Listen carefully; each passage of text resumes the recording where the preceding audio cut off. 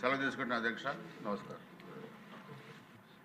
Sir. Next member మాట్లాడే ముందు అదే సభాపతిగా ఈ చైర్లో ఉన్నత చైర్లో కూర్చున్నప్పటికి కూడా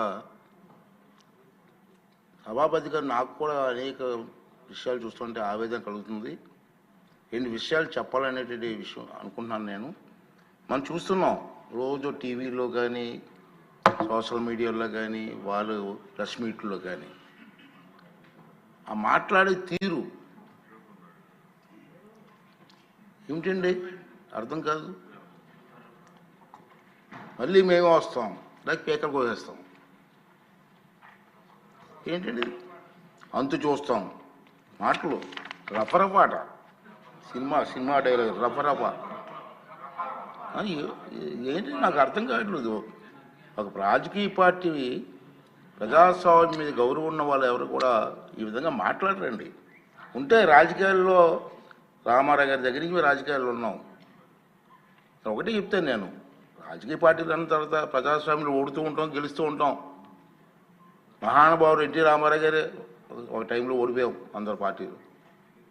కానీ ఇప్పుడైనా మాట్లాడి ఇందిరాగాంధీ ఓడిపోలేదండి మహానాయకురాలు. అంటే ఓడిపోతే రఫరఫా ఏంటి నాకు అర్థం. ఇవన్నీ కూడా ప్రజాస్వామ్యం ప్రజలు కూడా ఖండించవలసిన అవసరం ఉందని చెప్పి ఈ వేదిక ద్వారా మనం చేయాలన్న ఉద్దేశం. మీరు చూశారు ఇవాళ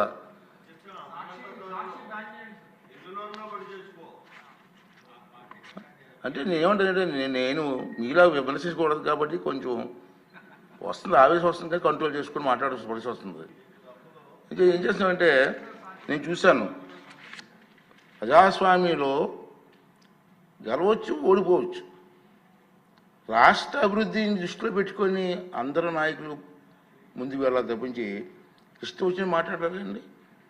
సరే రాష్ట్రం గెలిచావు, ఏం చేసావు? రాష్ట్రాన్ని సర్వనాశనం చేశారు. మనం కళ్ళారా చూసాం, ప్రజలు కళ్ళారా చూశారు, అందుకే మన బుద్ధి చెప్పారు. ఇప్పుడు ఏం చేయాలి? నీ డ్యూటీ ఏంటి? అది ప్రతిపక్షంగా ప్రభుత్వం చేస్తున్న కార్యక్రమాలని మీరు అమలు చేయడం కోసం ప్రయత్నం చేయాలి. అది రాజకీయ నాయకుల లక్షణం. మీ అందరికీ తెలిసిందే కాదు అనలేదు, ప్రజలకు చెప్తున్నాను నేను ఈ వేదిక ద్వారా. ప్రజలకి ప్రభుత్వం ఎక్కడైనా పొరపాట్లు చేస్తే అసెంబ్లీలోకి వచ్చి మాట్లాడు. ప్రజా సమస్యలు అసెంబ్లీ చర్చించు. ప్రభుత్వం రిప్లై ఇస్తుంది. ప్రభుత్వం మీద ఒత్తిడి తీసిరా. మంత్రులు ఉంటారు ఇక్కడ సభలో, ముఖ్యమంత్రి గారు ఉంటారు, ఉప ముఖ్యమంత్రి గారు ఉంటారు, అందరూ సభ్యులు ఉంటారు. మాట్లాడి సభలో పనులు చేయించుకొని కాన్స్టిట్యున్సీకి జవాబు చెప్పు.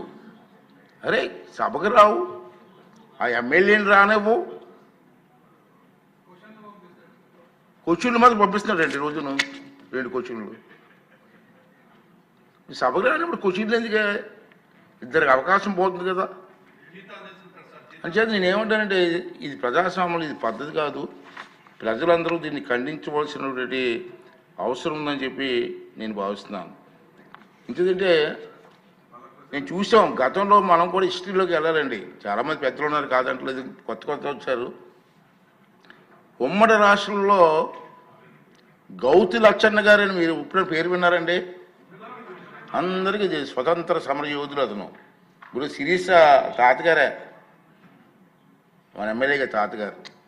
మా తాతయ్య గారు గౌతి లచ్చన్న గారి శిష్యులు. ఆ స్వతంత్ర పార్టీ నక్షత్రం గుర్తు ఆ పార్టీలో మా తాతయ్య గారు 4 టైమ్స్ ఎమ్మెల్యే గెలిచారు వారి నాయకత్వంలో.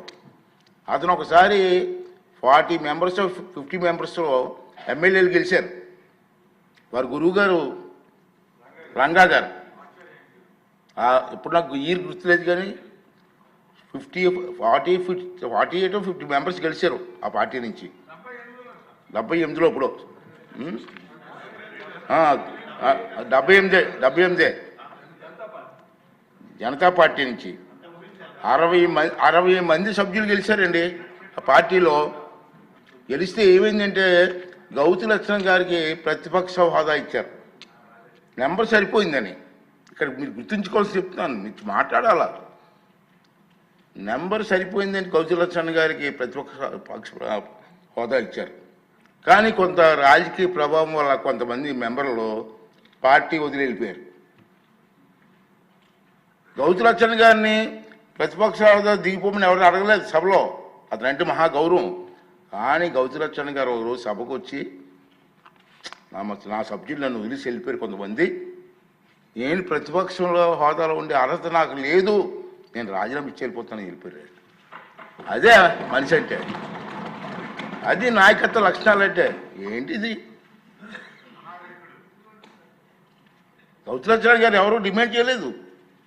డిమాండ్ చేయకపోయినా నేను ఉండడానికి నాకు మెంబర్స్ సరిపోలేదు, నేను రాజీనామా ఇచ్చేస్తాను వెళ్ళిపోయారు. అది రాజకీయ నాయకులకు ఉండాలి మనస్తత్వం, నాయకత్వం తాలూకు విలువలు. అది గుర్తు చేస్తున్నాను నేను. ఇప్పుడు అంటే నెంబర్ లేకుండా నాకెందుకు ఎవరు ఏంటండి?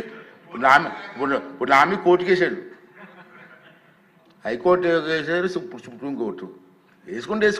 అలాంటి మనకు ప్రజాస్వామ్యం ఉంది, మనకు నిబంధనలు ఉన్నాయి, రూల్స్ ఉన్నాయి, దాని ప్రకారంగా వెళ్తాను తప్పించి నీకు భయపడి ఎలా చేస్తాను నేను మొన్న చెప్పాను, ఇది ఒక దేవాలయం అయితే దీంట్లో పూజారిరా బాబు, వరాలు ఇవ్వాల్సిన దేవుడు నీకు వరం ఇవ్వలేదు, అందుకే 11 ఇచ్చాడు, పూజారి నేనే ఇక్కడ వరం వస్తాను మొన్న చెప్పాను నేను. అంచేది ఇది నేను ఎక్కువగా మాట్లాడకూడదు కాబట్టి కొంచెం నాకు ఎందుకో మాట్లాడనిపించింది ఇవాళ ఏదైనా.